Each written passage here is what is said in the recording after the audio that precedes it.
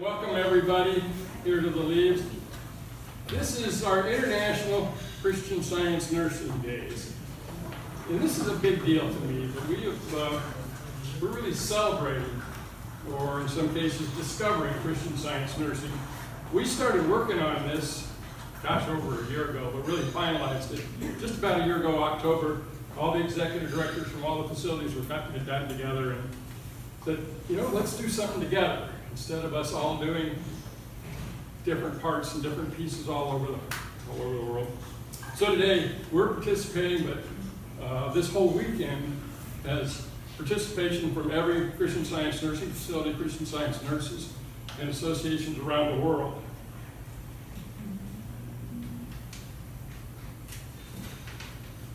Some of you might have seen some of the ads that we're running in, some of the periodicals and things, but it was a big deal where we were celebrating this and introducing everyone to Christian Science nursing.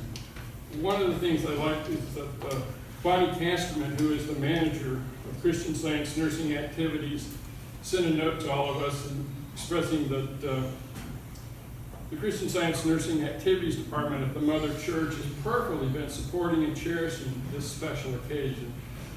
We've been acknowledging and receptive the readiness of the thought to joyful embrace this call to Christian caring. We can expect immediate recognition of this natural expression of Christ-like compassion for one another. That's Christian Science nursing. That's the Samaritan.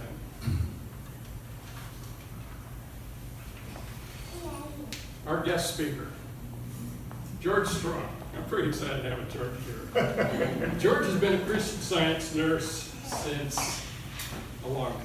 1775. Before most of us were around. George is my counterpart at Fern Lodge in Castro Valley, California. And he's been there at that facility since 1981. George will tell you that he's a Christian Science nurse first, and he's an administrator second. In fact, George is listed in the Christian Science Journal as a Christian Science nurse. His nursing experience includes private duty nursing, nursing in facilities, trainer, assistant director of Christian Science nursing services. He takes calls as a practitioner, Christian Science practitioner. He served as first reader, high school and college class and Sunday school. He has articles published in both the Sentinel and the Journal. Metaphysical talks for Christian Science nursing facilities like the Leaves, visiting nurse services, benevolent organizations. In his spare time, he is a member of the board of directors of the Principal Foundation, a national benevolent organization with headquarters in Kansas City, Missouri. I think Mrs. Eddy would agree that George is one of the workers. That's pretty darn cool. George and I have known each other for quite a few years now. We see each other at our annual conference, the Association of Christian Science Nursing, that's held every year. We had the honor of holding that association meeting conference here in Dallas this last year. Something I've noticed as we're sitting around at these tables, all the Christian Science nursing facilities from all around the world, the executive directors, Christian Science nurses, our board members. George is kind of the E.F. Hutton from the Christian Science nursing. I did not expect that. When George is talking, and we're all at different tables, you can imagine the room, George starts talking, everybody's listening. And so in my listening, I thought, boy, wouldn't it be nice to have George share all of his experiences with us here. So, please silence your cell phones and welcome George Strong.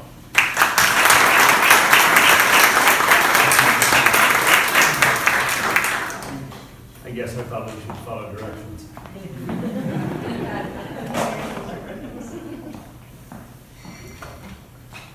I'm kind of speechless right now, Craig. I'm sorry. If I'd known you were going to say all that, I wouldn't have told you all that. But about that last part, people listening, I appreciate very much that. But I really am humbly grateful to say that the only reason that when I talk people listen is because pretty much the only thing I ever talk about is Christian Science. And so they know if I open my mouth, I'm going to do my very best to honor God, to honor our leader, to honor Christ Jesus, and to honor each Christian Science nurse and person who supports Christian Science nursing for their practice of Christian Science. And that's all I ever want to share. So that's what you're going to get from me today. I've got nothing else. But it's a big enough topic that that's plenty. And I think we're going to have fun. So Christian Science nursing, who needs it? I'm going to tell you a few stories. These all happened at Fern Lodge, but that's just because that's where I've been my entire nursing career, except for 3 early years at Ardenwood. So although these stories come from Fern Lodge, they could just as easily have come from the Leeds, every one of them, or from any of our Christian Science nursing facilities across the country, or in Europe, or from private duty nurses around the world. So although these are the examples I have to share, you and your friends here have the same kinds of examples to share too. So years ago, I was at the time assistant director of nursing at Fern Lodge, and a young woman was admitted saying she was suffering with an abdominal tumor. I was working on the night shift that day, and early in the evening, I was the only one on duty. We had just one nurse on duty at the time, and I felt just compelled to go into one of the public restrooms on the nursing floor. I had no idea why. There wasn't any light, no buzzers ringing, sound. But I just thought I should open the door. And I opened the door, and there was that woman who had come in that afternoon. And she looked at me. She was sitting on the toilet. She looked at me and said, "I've just given birth to a stillborn baby." I'm going to cry when I tell the story, because I always do. And I looked in the toilet, and there was a child. And so I cut the cord, wrapped the baby in a flannel blanket, helped the mother back to her room to lie down. I went to a quiet place alone to pray. And when I looked at that baby, it was, the first picture I saw was just someone who seemed to be blue and cold.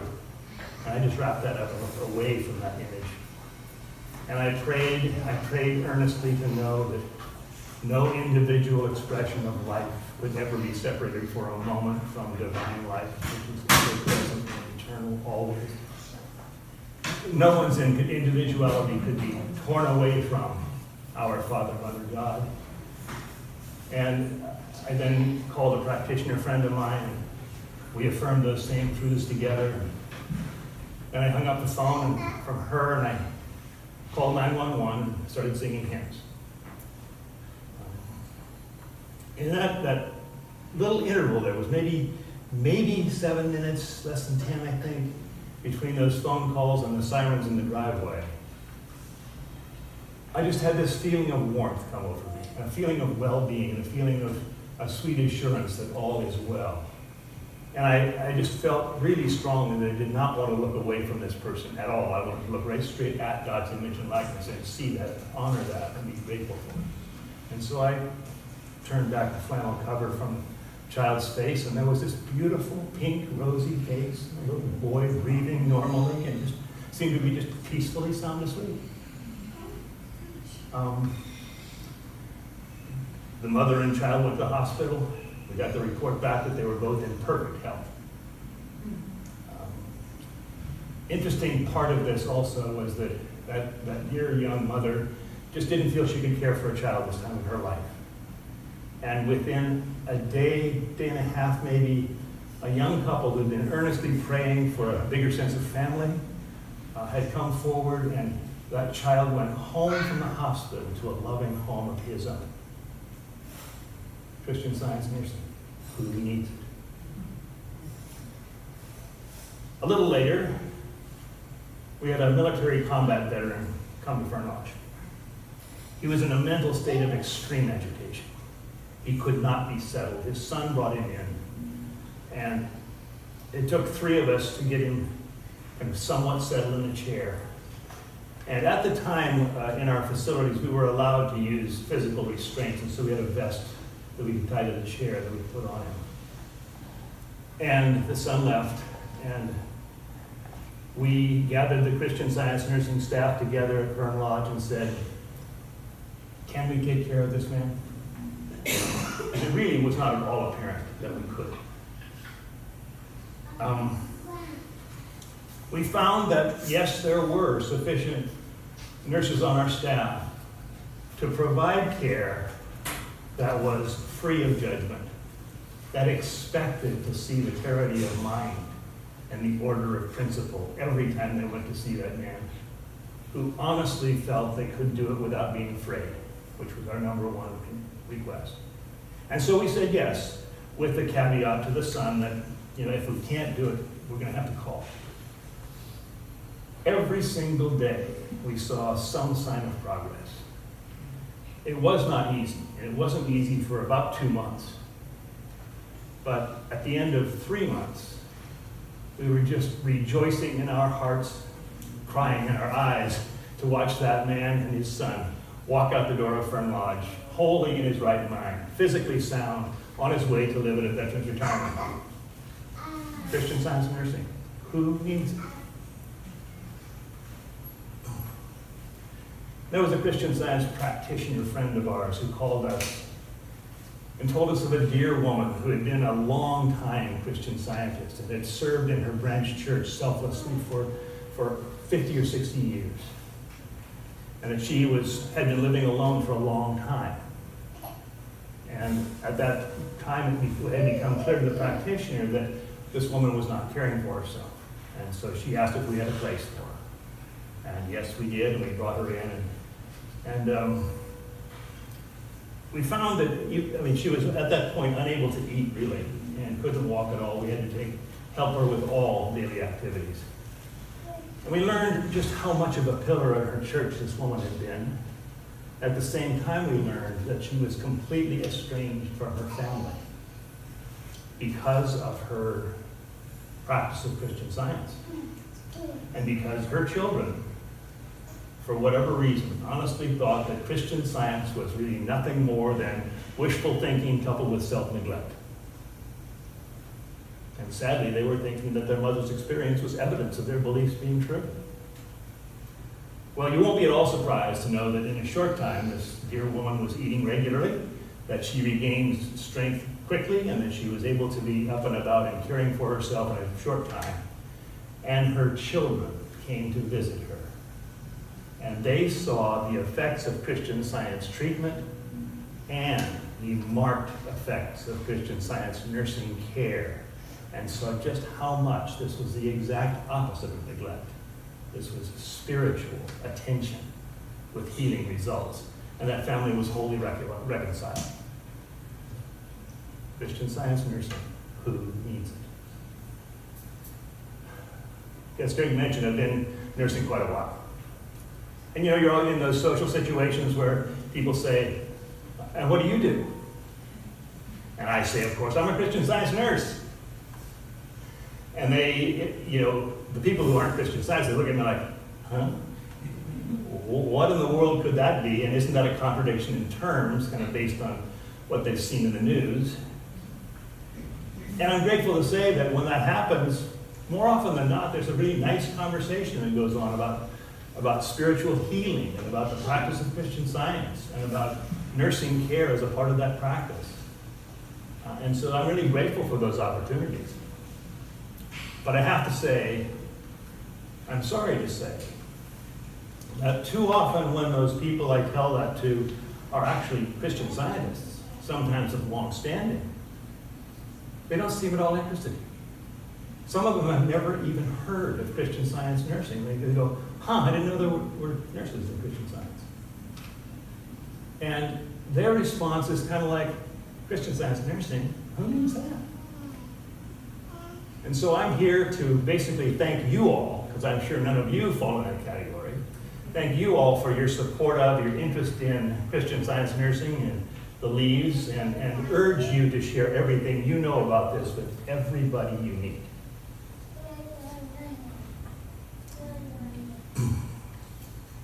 I've got one more story to tell you. This is just about me and not at a facility.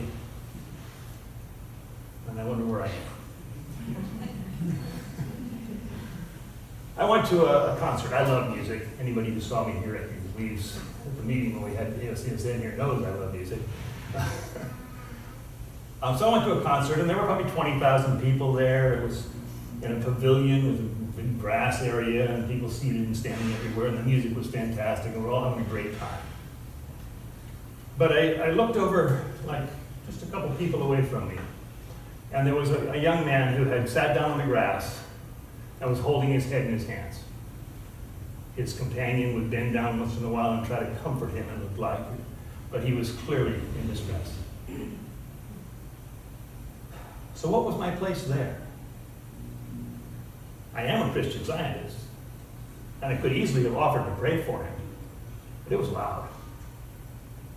And I had to step over a person or two just to get to him and talk at all. But clearly, I couldn't do nothing. I had to do something. So what did I do? I did what we all would do. I prayed for myself. I prayed to know our Father, Mother, God, all harmonious. I prayed to know that man is the image of God, Spirit. That each one of us at that concert was included in that expression of man. That each one of us was bearing witness to the harmony of soul at that moment. That I was praying to be sure I didn't think that any of my perceptions came through physical sense, but only through spiritual sense. I prayed to know that I could never be fooled into believing that man was less than a perfect and whole child of God. It dawned on me that I'd come there, and all of us had come to that concert, not to hear a group of musicians play, but something much bigger than that. We had come to bear witness to the harmony of being, and music is just one representation of that harmony. I thought about Paul, who wrote, "Be filled with the Spirit, speaking to yourselves in psalms and hymns and spiritual songs, singing and making melody in your heart to the Lord." And that was us, as far as I was concerned at that moment, all 20,000 of us. Well, as I said, these thoughts took about a moment. And accompanying them was again that warm feeling of well-being that prayer almost always is an instant result of. And I was filled with just a genuine affection for everybody there, including, of course, that young man near me, and especially him. And I just reached in my backpack that I brought, and I pulled out a jug of orange juice and offered him a drink, and he obviously gladly accepted it and was thankful. And I went back to listening. And about, I don't know, maybe 5 minutes later, I looked back over where he had been sitting, and he was standing up, he was dancing, he was singing, he was obviously having a great time along with everybody else. What had I done? What had happened? Well, I was a nurse, and I am a nurse. I saw someone who seemed to be struggling in this human condition, and I offered him help. In this case, some orange juice. But had that drink actually helped him at all? I couldn't have any idea about what had happened there. I couldn't know anything about that, and I did not want to know. I had no desire to find out what he thought was wrong with him, or what he thought had helped him. But I had acted as a Christian Science nurse, and the real help I had offered him, I'm sure you all know, was my willingness to be there with him, and then to be wholly present of God's presence with all of us. And then I had, because I'm a Christian Science nurse, realized that any impulse to act, I should act on. And so if there's something I should do, I just need to do it, not think about it and wonder whether I should or not. But and the orange juice was what I thought of, and that's what I did. So as I thought about that this way, I realized that, yes, he felt better, he was up and dancing. But what I had was incredibly precious at that moment, because I realized that it looked to other people maybe like a young man needed help, and I'd helped him. But in fact, I needed help. I needed to be reminded of where I was and who I was. I needed to know for sure that being a Christian Science nurse doesn't mean me going to work at a facility or being listed in the journal waiting for a call.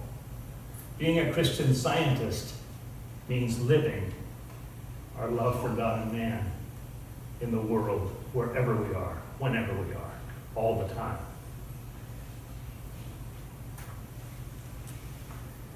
I really came away from that experience knowing I never really nursed for other people. I only nurse primarily for myself. Yes, others are blessed, but the nursing I do is for me, not primarily for them. I know I need to cherish every single individual I see. I need to do that. And anything that reminds me of that need is an angel from God. It's help that is offered to me in ways that I just couldn't imagine before. And that's really what I spend the rest of my time talking to you about.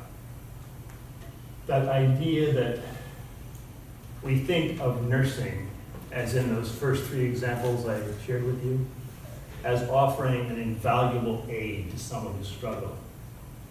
And so it is. But I'd like us all to think now more in terms of what it means to you, what it means to our church, what it means to mankind, not just what it means to patients. When we accept that heartfelt realization that divine love impels us to nurse. And so if I can find where I might be again, I'll try.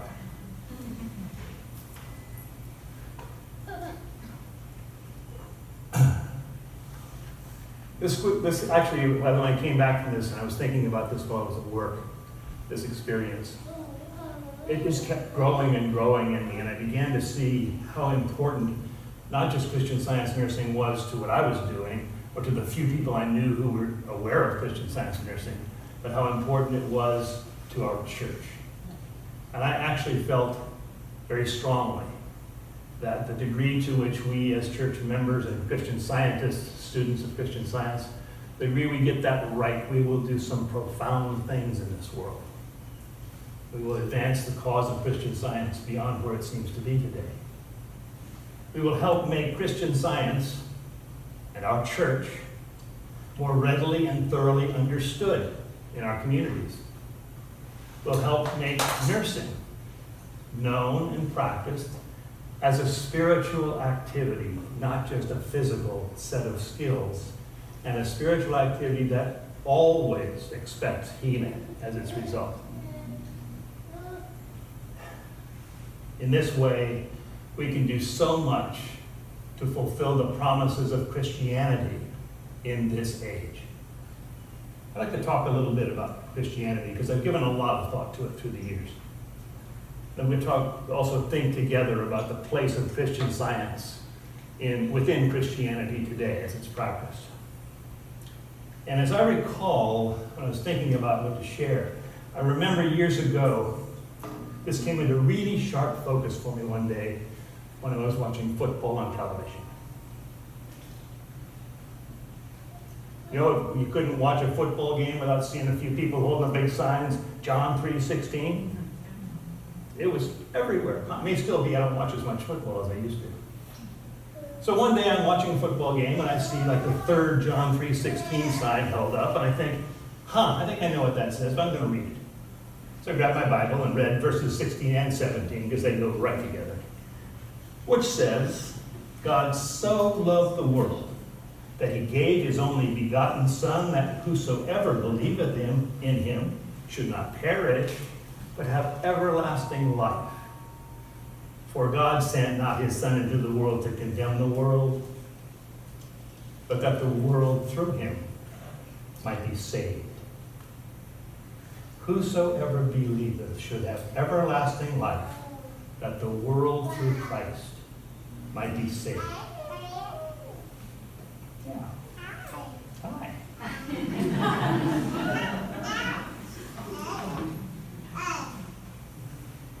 Jesus himself refers to his ministry as one of salvation, doesn't he? Like in Luke where he says, the Son of Man is come to seek and to save that which was lost. I think he agrees. Salvation. What is it? Mrs. Eddy defines it in Science and Health as, quote, life, truth, and love understood and demonstrated as supreme over all. Semicolon. Sin, sickness, and death destroyed. In a world in which so many people's lives appear to be increasingly fraught with danger, with uncertainty, both in their home lives, their national lives, financial situations, disease, the possibility of salvation has got to be one of the most incredible hopes mankind could ever have. We see around us a longing for what Mrs. Eddy calls a consummation devoutly to be wished. And that kind of characterized my sense of nursing. It will bring about something that we are devoutly wishing for. So the promise, pretty clear, aren't they? Whosoever believeth should not perish, but have everlasting life, that the world through him might be saved. Does this mean that our salvation, the whole world's salvation, is just a matter of believing Jesus will do it or already has done it? If so, it doesn't sound like there's anything for us to do, does it? Except say, I believe. But we know better. You all know better. That verse, believe and be saved, has to be coupled with work out your own salvation with fear and trembling, for instance. Gratefully, we can ask ourselves the question, what is our part? What do we have to do to experience that salvation, to work out our salvation, and experience that gift of God, of everlasting life promised by the Master? Well, all the Master's teachings lead to salvation, don't they? That's the purpose of what he was telling us. Came to seek and save. So I find it really comforting. And at this time, actually for the last few years now, I've been looking at the Gospels and just,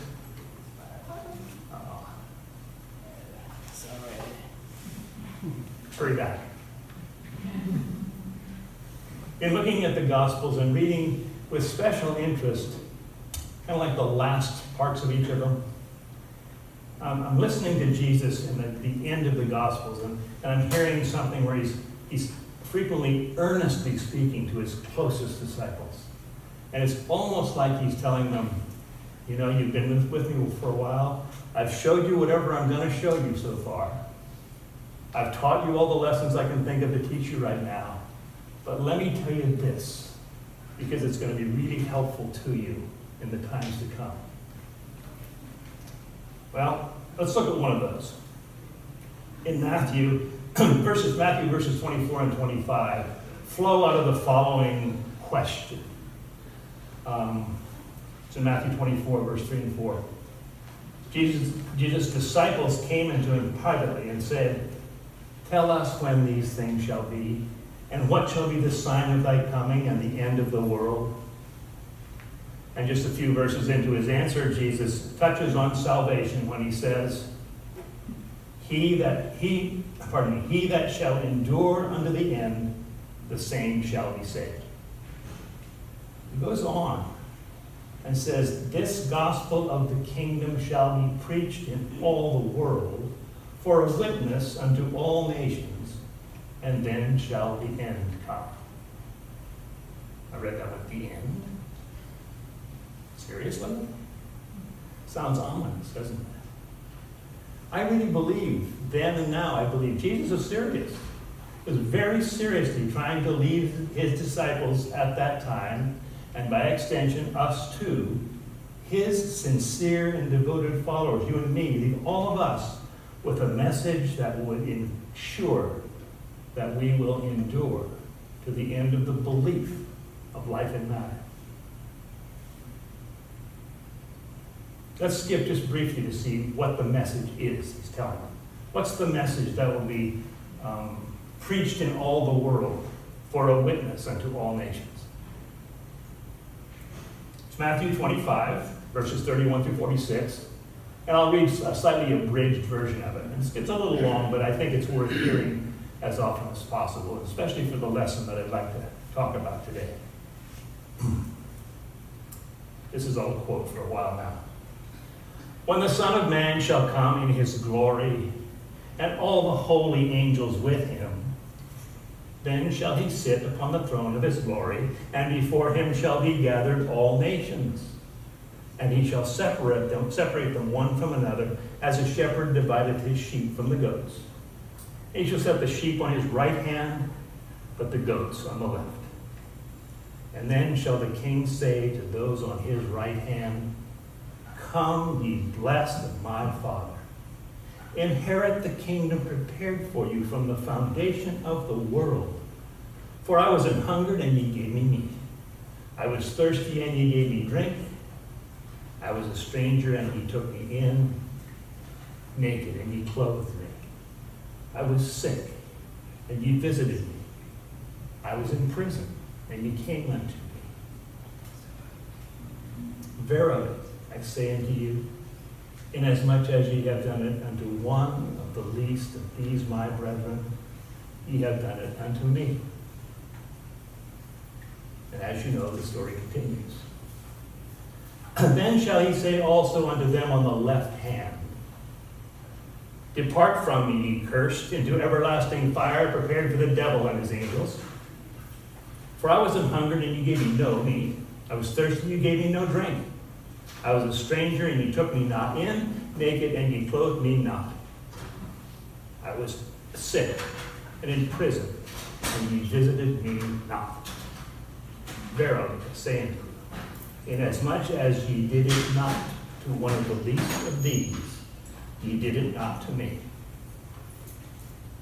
And these shall go away into everlasting punishment, but the righteous into life eternal. Everlasting punishment. Sound familiar? This concept, of course, has been discussed by Christian theologians since the writing of the Bible. It's a real and present concern for Christianity today. Did you know, I was so surprised when I learned this and felt so silly that I didn't know it my whole life.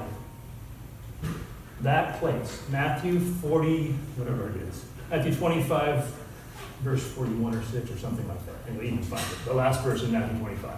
That is the only place in the King James translation of the Bible where the term everlasting punishment, those two words together, is paired. That's it. The only place. Only one. Surprised me. So I thought about that. I think we all know Mrs. Eddy was an amazing student of the Bible. Her whole life she spent close to that Bible. She knew it so well. Don't you think she'd have been well aware of this fact? I sure do. So I think maybe we should realize that feeding the hungry, giving drink to the thirsty, helping the sick and in prison, think about that. Feeding the hungry, giving drink to the thirsty, taking in those in need, visiting the sick. Aren't those nursing things? Isn't that nursing in itself right there? Don't you think this might have something to do with our duty to our fellow men and women? Any Mother Church members here today? Oh, I thought there might be more than one. Well, you know we're urged to remember and fulfill the manual requirement, alertness to do, don't you? It shall be the duty of every member of this church to defend himself daily against aggressive mental suggestion and not be made to forget nor to neglect his duty to God, to his leader, and to mankind. Might one vital aspect of this duty to mankind be shown by day-to-day practical assistance for our fellow man whenever they're in need? Might this be the practical presence of divine love that motivates Christian Science nurses every day of their lives? So, quickly back to everlasting punishment, because it's one of my favorite topics now. You know it's a Bible lesson topic, don't you? So twice a year, every year. And think about that for just a second with me. Twice a year, every year. The same frequency with which we ask, is the universe, including man, evolved by atomic force? Just as often as we say, God, the preserver of man. Just as often as we study Christian science, just as often as life, truth, love, just as often as the term God. It's really struck me and really made a difference in my life. I'm sort of thinking like that. When I realized that, I had a whole new dimension to that concept I shared earlier, that nursing is clearly now done for my sake, not for the patient's sake, primarily. Because now it's my salvation we're talking about here. And yes, they're helped, and I know they'll be helped. And I'm grateful that Christian Science heals and that I can be part of that. But I nurse because I need to. My salvation depends on it. It seems to me, as I've thought about this more, that ultimately I think I'll come to realize that what I now understand as nursing and what I seek as salvation will become the same thing to a great extent. That I won't be able to separate my care for my fellow man from my understanding of my relationship to God in any way ever. So it seems that really clear because this is in the Gospels. I didn't make this up. It isn't even in Mrs. Eddy's writings primarily, although she makes us study it twice a year, every year, for a week. But it seems that the right understanding and practice of nursing is absolutely essential to Christianity, wherever it's claimed and practiced. Who needs Christian Science nursing? Every Christian, everywhere. Simple care for our fellow men, women, and children is something many Christians already do very well, don't they? Yet after hundreds of years of such care, we still appear to live in a world where suffering seems more common than salvation, don't we? Is something missing from the Christian care given by our sisters and brothers around the world? Care that is so wonderfully available to many people? I'd like to think about that for just a minute and think about it in context with the mission of the Christian Science Church. I remember in the historical sketch in the church manual, the very end of that on page 17 says, the First Church of Christ Scientist in Boston, Massachusetts, is designed to be built on the rock Christ. Even the understanding and demonstration of divine truth, life, and love, healing and saving the world from sin and death, thus to reflect in some degree the church, universal and triumphant. Just as we saw in her selection of Bible lesson topics, in this foundational statement for her church, we hear our leader lovingly speaking to and embracing with love the entire Christian community around the world. Ultimately, including the mission of Christianity to bring salvation and health to all mankind. Getting back just briefly to the question, is something missing from the Christian care so wonderfully available in the world today? You know, I don't know the fullness of that answer, but I trust that you in this room will help me work it out and we can do it together. I do know this. I know some things about Christian Science. Some I understand and practice better than others, but I trust every one of them. Christian Science uniquely requires that man be understood as the exact image and likeness of God, Spirit, right here, right now. Christian Science rejects all suggestions that man is material or that man is ever in any way separated from God. Christian Science requires spiritual healing as a result of its practice. Christian Science demands that we understand ourselves and others as the reflection of God. I think those are significant differences in the care of Christianity and the care Christian Science has to offer and share with the world. So let's ask ourselves, Does our care for others reflect God love and God's loving care for each man, woman, and child? Or is Christian Science nursing that we give just a well-meaning humanitarian activity that rises out of material beliefs about man, his potential for being sick? Are we moved to act by altruism because of a belief that a patient is suffering, a suffering mortal who might be helped by our care? Are we influenced by the belief that man can earn his way out of condemnation into salvation if he does enough acts of kindness?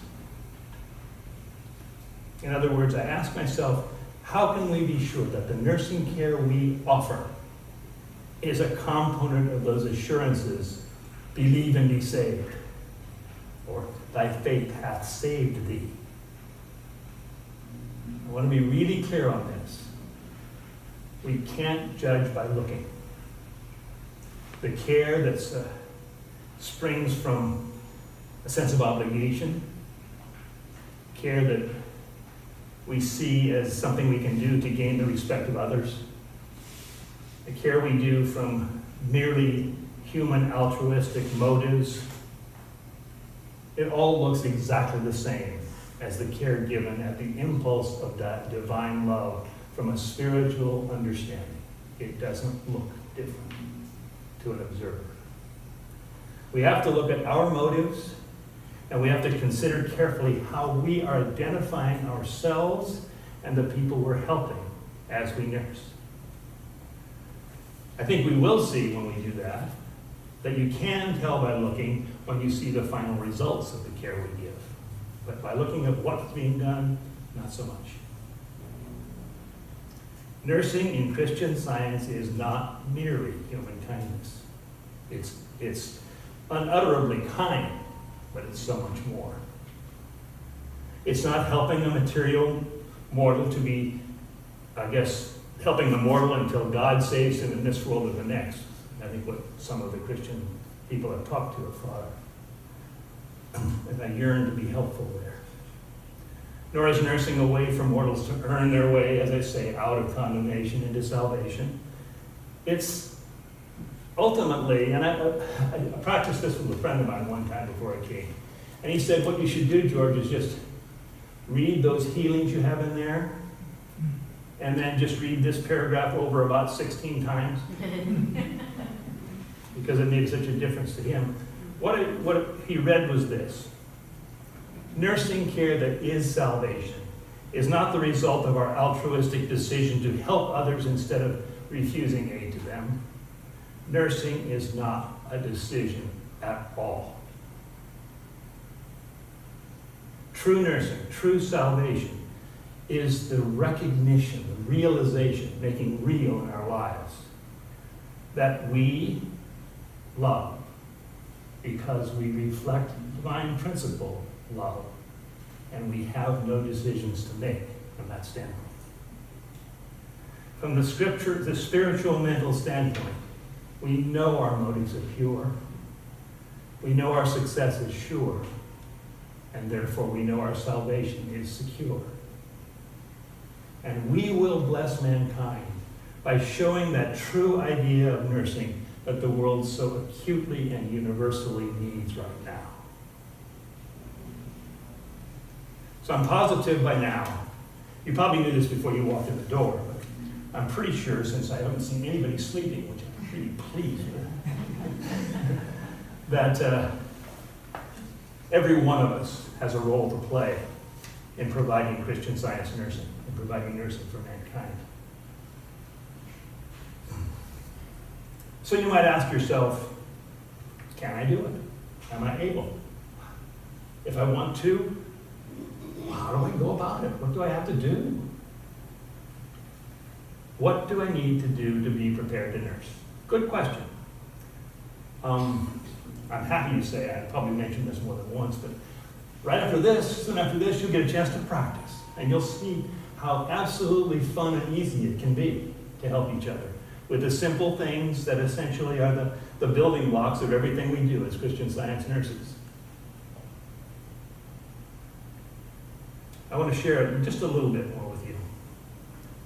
First of all, because nursing is a spiritual activity and the outcome of prayer, it's not hard to be ready to nurse.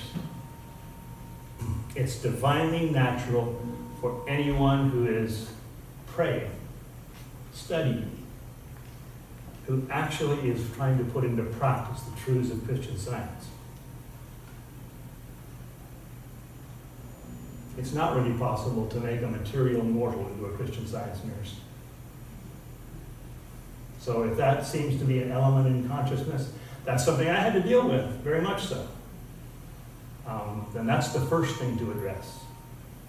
The second is the ringing in my microphone.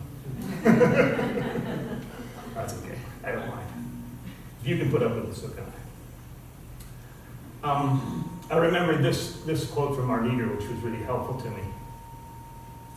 A knowledge of the science of being develops the latent abilities and possibilities of man. Simple statement. The ability to nurse is just one more of those latent abilities and possibilities that each one of us has. At the time I had that experience I shared with you at the concert, my job was aid and on-job training instructor of nursing at Fernlodge. That was required in the nurses training program of the day. The clear recognition of my need to nurse, as I've told you, made me think of things in a very different way. I've always known, we all knew, we were encouraged in nurses training to remember always, when you're with a patient, your job is to behold the perfect man in science, or sinning mortal man appears to mortals, that statement from Science and Health. But I didn't know where to go from there. So I did my best to do that with not as much knowledge as I needed. But when I had that thought occur to me that the primary purpose of nursing was my need, not the patient's, everything I had thought before about Christian Science nurses training changed completely. I had thought before that the primary purpose of the training I was giving was to help Christian scientists develop a skill set that they would be able to, and that I would be able in my training, that I would be able to, and then later my students would be able to, allow them to go into any nursing situation with confidence and ability, in my ability to meet the need. And I will not ever deny, I will actually say yes, confidence in skills is extremely important. People feel how you feel about yourself when you're nursing with them. That's the first thing they feel when you walk in their room, is whether you have that confidence. As I said, today you'll all have a chance to practice some things that we do, things we call nursing skills, and see how natural they can feel, and how fun they are when you're doing it with your friends. Eventually you'll learn that your patients are all your friends too, don't you? Anyway, back to what I was saying. I saw after that realization that this was done for my salvation, that I was in a dangerous place if I thought my skill set was what made me a Christian Science nurse. And I realized at that moment that if attention to skills without consideration and conscientious affirmation of the spiritual wholeness of the patient and my absolute necessity for perceiving them correctly and treating them from that standpoint. But if I just went in and did the most wonderful skills in the world, I really was unintentionally malpracticing in that room. I'd shifted the attention from the spiritual sense of wholeness to what I thought of as a practical performance of material physical skills. And that was really the last thing I wanted to do. So my whole sense of nurses training changed at that point. And I think what I appreciate so much in the day nurses training programs these days is that we know that. We know much better now. And so that solid foundation of spiritual understanding precedes and accompanies everything we learn about how to do things. The confidence, we talked about the confidence in our abilities. I go back always to say, remember what Mrs. Eddy says. about the confidence, where do I have it? Read this. The confidence inspired by science. That's the one we want. The confidence inspired by science. The confidence that's unshakable in knowing that Christian Science heals always.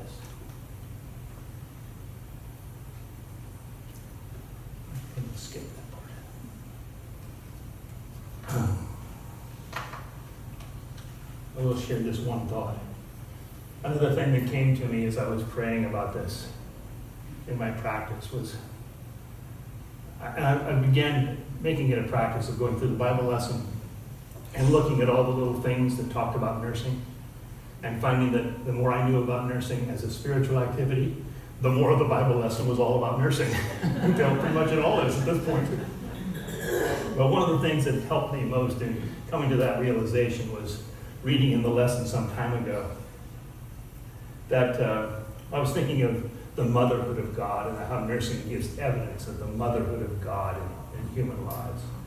And that it's actually evidence for mankind of what Mrs. Eddy speaks of as Christ, divinity embracing humanity in life and its demonstration. Think about that. It's divinity embracing humanity. That's why we have to be Christian Science nurses in some way. Remember Jesus' example at the Last Supper when he washed their feet? Isn't that a precious story?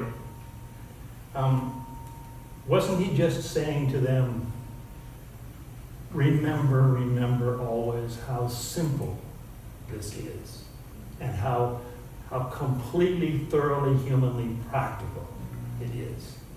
Don't get off in some, yes, I've told you you have to heal the sick, preach the gospel, even raise the dead.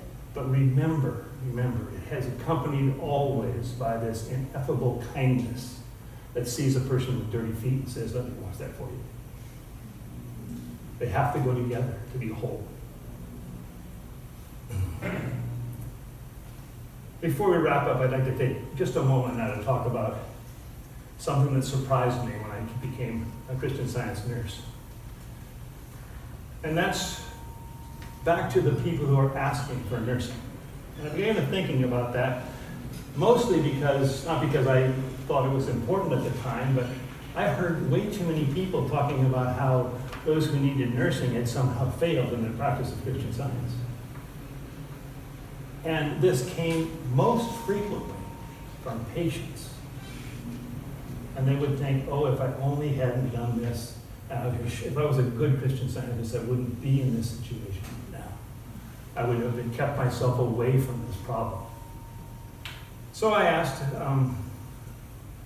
is it a sign of failure in our daily work that leads to the need to call a Christian Science practitioner or nurse? Would it be so much better if a person could never find himself in need? Nothing challenging. And as I asked that question, and I think, pretty sure, again, I've been preaching to the choir all day, which is an awful fun thing to do, because there's really nothing but smiles and nods around the room, which feels good to me. But you're going to talk to, I hope, other people and help them understand this too. That's the whole goal of sharing this with you, is for it to spread like ripples in the pond of Christian Science until we all know it. But I was thinking about this, and I was reading Stephen Gottschalk's book, The Emergence of Christian Science in American Religious Life. And in it there's an account that was shared by Clara Shannon, who was a student of our leader and who served in her household. And she tells of a household meeting where Mrs. Eddy, quote, described to her students a beautiful white bridge, underneath which was all manner of slime, mud, venomous reptiles, beasts, and all that was unclean. What path, she asked, would you take? Would you go over the white bridge or under it? I read that and said, well, duh. Over the bridge. Clara Shannon continues. But this was just the wrong choice, Mrs. Eddy explained. We would go over it only after we had been underneath. The whole of mortal mind must be overcome first. That, it seems to me that anyone willing to go under that bridge might from time to time need some practical assistance that I could give. I might need some that you could give. That I need someone to remind me I'm a loved child of God, to wash off the mud and the slime. The tender care of Christian Science nursing brings a present sense of father-motherhood of love. The enfolding arms of divine love. Remember that. Now, one more temptation to handle. We look around the world, and it's tempting to think that the need for care is so great that our little offer to help will be ineffective and hardly noticeable. And in fact, if our sense of nursing involves believing that there are millions of struggling mortals out there who could desperately use our aid, we're right, we can't really help much. If our answer to the question, Christian Science nursing, who needs it, is they do, we've missed the whole point.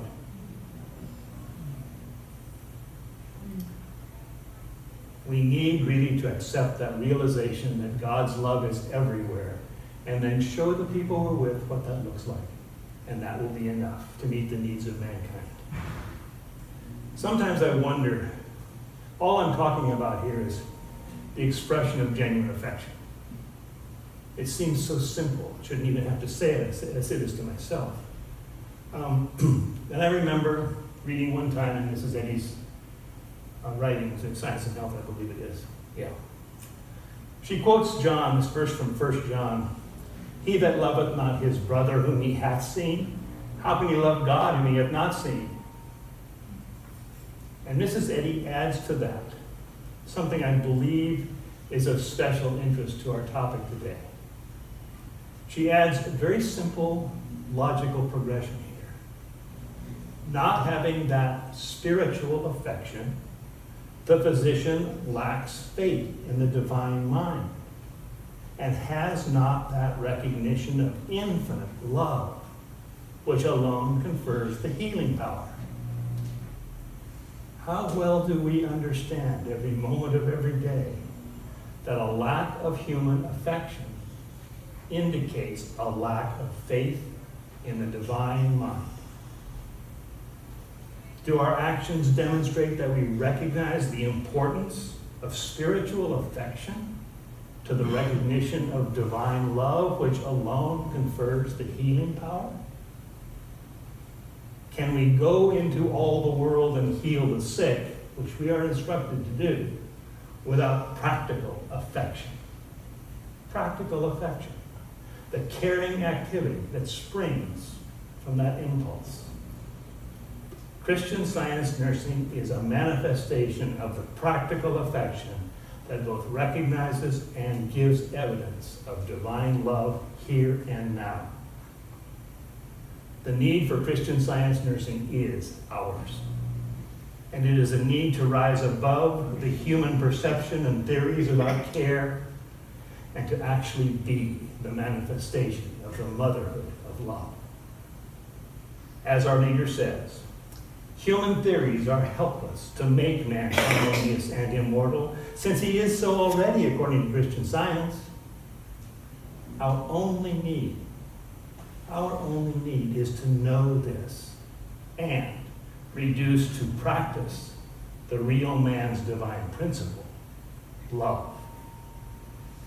When we know that man is harmonious and immortal and is the child of God eternally, and when we are willing to reduce to practice the divine principle, love, we will give that care that heals the sick in every case.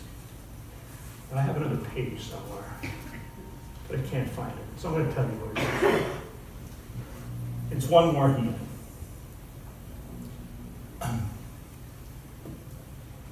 An individual patient had been in Fernlot for quite a while. She was a sweet lady and had been slowly kind of declining till one day she didn't appear to be able to do anything for herself. She quit eating. And she just really seemed very clearly to be tempted by the belief that, well, death was probably the best thing right now.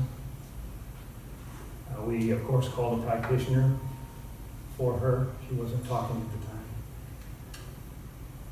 And really the next day, the nurse working with her really assiduously claimed every single moment in that room, doing all of her nursing tasks, that the claim that this was a human being who'd lived a long enough and full enough and good enough life and that she might as well not be here anymore was just a bunch of...